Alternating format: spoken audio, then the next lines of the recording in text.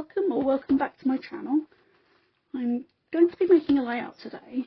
I'm going to use this one, but I'm going to make it a double page, and I'm going to use 3 different paper packs. There are 4 little windows. I'm going to use the black base as my frame, and I thought with those 4 little windows I could use some 6x6 papers. I've got some absolutely gorgeous 6x6 papers.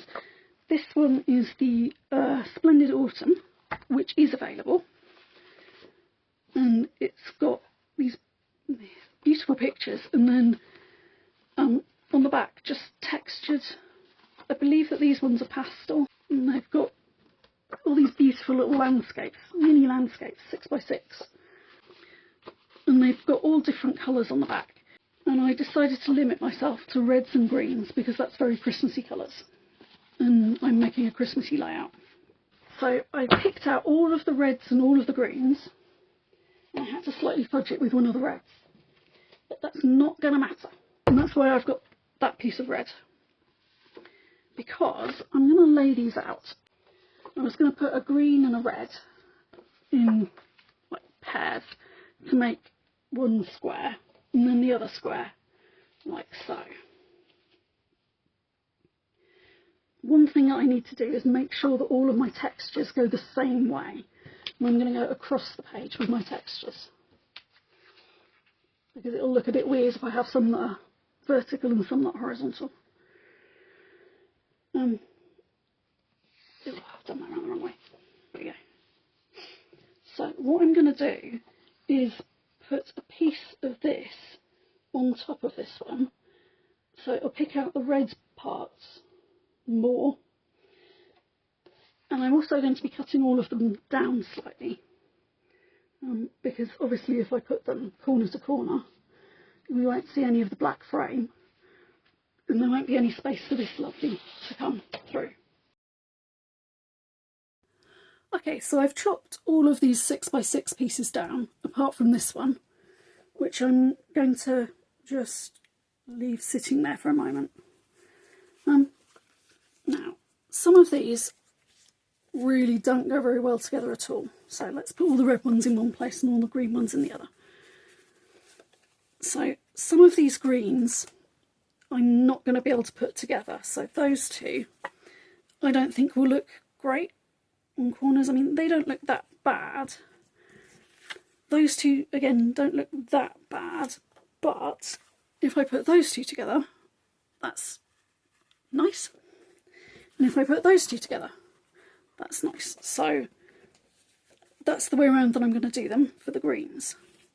With the reds, pairing with this is the thing, I think. So what am I going to pair with this cherry cobbler and this pattern behind? Will this go nicely? It might do, I don't know, it depends on what greens I use. Again with this one, again it might do, I'm not sure, it depends on the greens.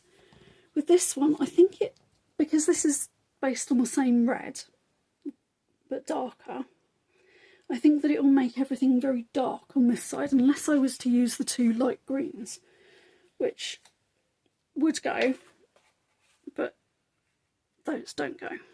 Not very well. I mean, let's see. No, I'm not a fan.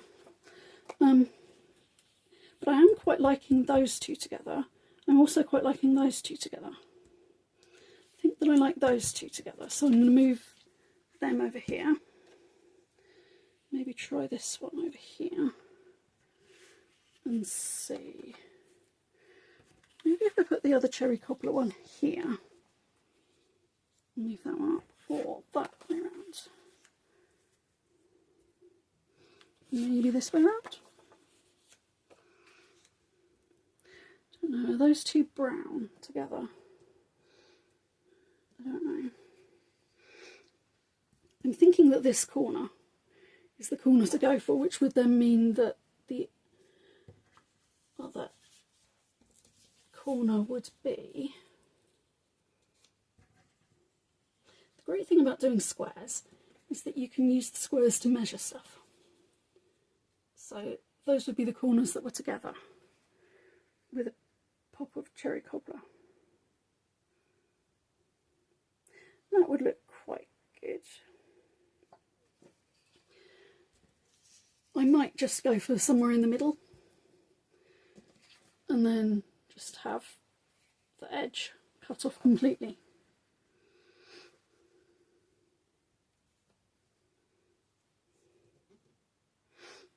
The other thing that I thought of was that I could use a different part of one of these down here.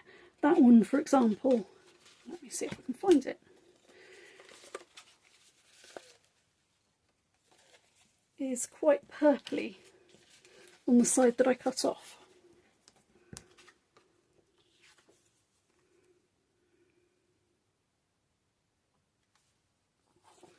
Let's see, what does it fit? Fits there-ish. So that side's a lot more purpley than this side. This side I went for because it was more russety, reddy kind of colour. And I wonder whether having the same but the opposite corner or a different corner would work. I don't know. I think I like what I've got.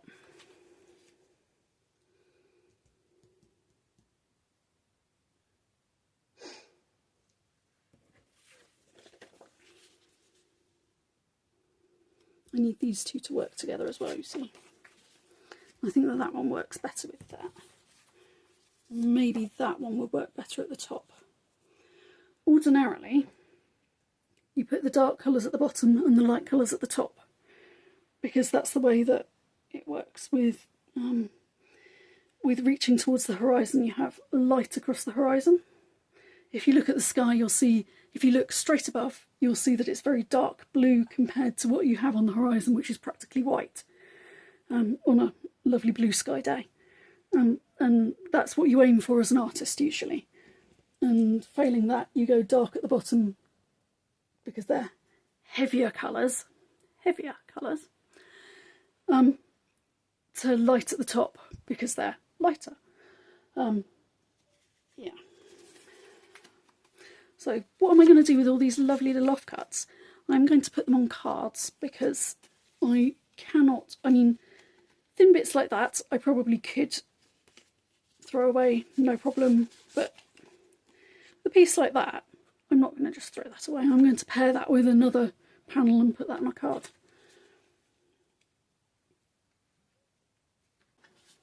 The other thing that we need to do is work out how we're going to do this.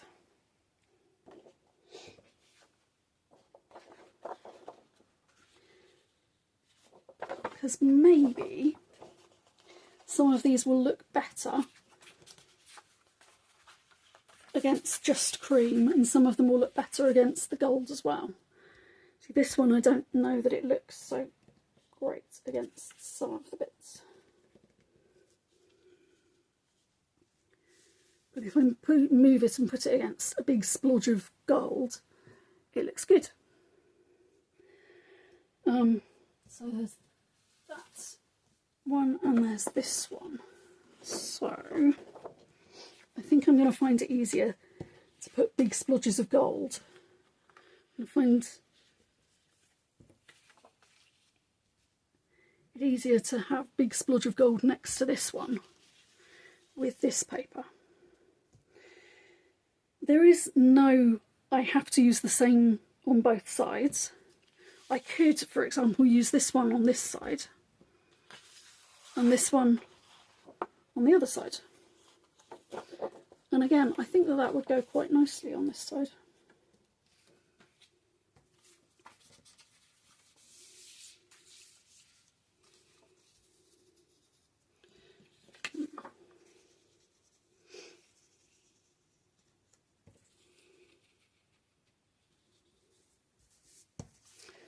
See, different corner maybe. Ooh, I like that bit against the gold.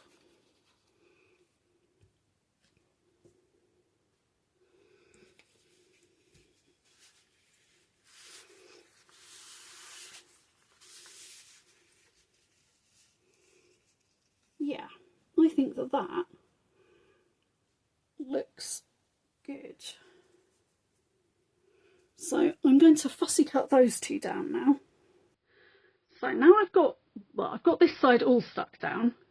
This side I've stuck the inner frame down, but I haven't stuck this bit down because I wanted to show you. I stuck the 4 squares onto a bigger square so that then I can move them around together as one unit. So I'll just stick that one down now. I'm going to put the glue on my black cardstock at the back. Don't need a huge amount of glue. I do like to make it look vaguely pretty, just because it amuses me. And if I'm not having fun, then what's the point?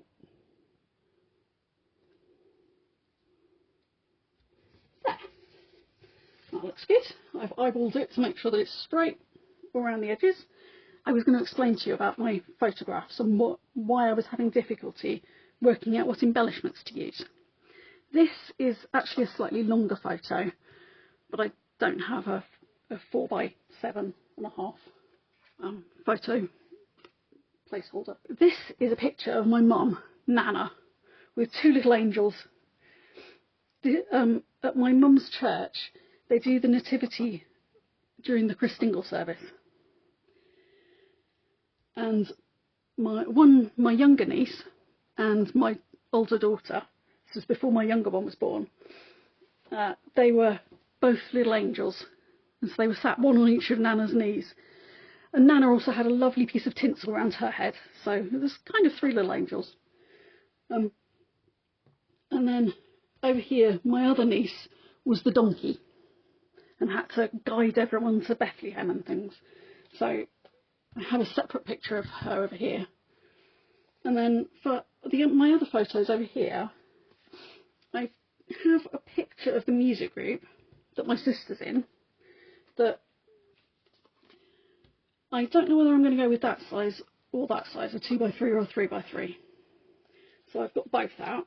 And down here, underneath the altar, they take the front cloth off of the altar, and so they basically have this hollow space inside, and they set up a nativity scene that's been at the church. I think it was carved by someone specifically for the church back in the 1920s. Might have been earlier than that. So it's quite a special little nativity scene, and it's been used for generations. The little orange circles, if you're not familiar with Christingle and what that is, we use an orange to represent the world, and put a bit of red ribbon or red sticky tape in this particular case around it to represent God's love surrounding the entire world. And there's usually little sweet treats on sticks sticking into it to represent the good gifts through all the seasons. So I need to stick that on, but I need to also make it bendy slightly. So I've got my little pair of scissors here, and about there. Yeah, so that's looking much better, isn't it? So if I cut it off at about here, then once I've stuck it on, I can just trim the end off on both sides. I don't actually have any little sweetie pictures to put on it, so we're just going to go with the ribbon around the orange.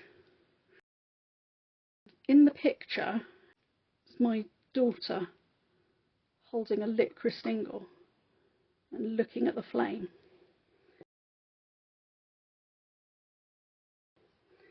Now I'm looking back at the sketch that I'm working from, and it's got a round part there.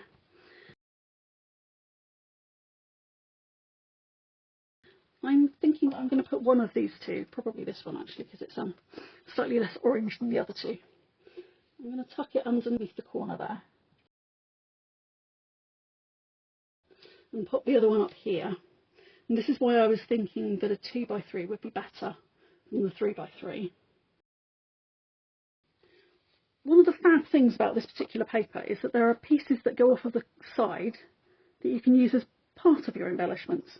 You don't have to use the whole thing. You don't have to be stuck with only using the ones that are whole all the way around. You can use ones that are partial as well.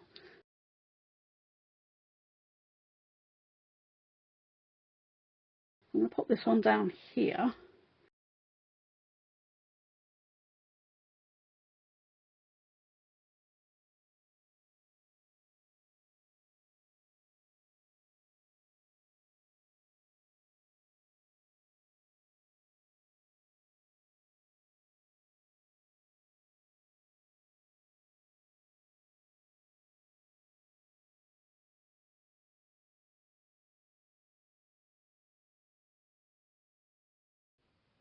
Okay, yeah, I think that looks good. So I'm going to stick it all down and come back and show you the result.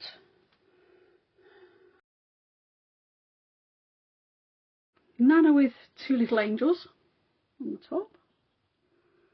And look, oh, isn't that gorgeous, gorgeous paper? And over here, have a donkey, also turned into the midwife and produced the baby. Thankfully, everybody thought that it was very cute. Again, very pretty. This paper is so pretty. This paper is completely sold out in the UK. I don't know about elsewhere. Don't forget to check everybody else's videos out. See you next time. Bye.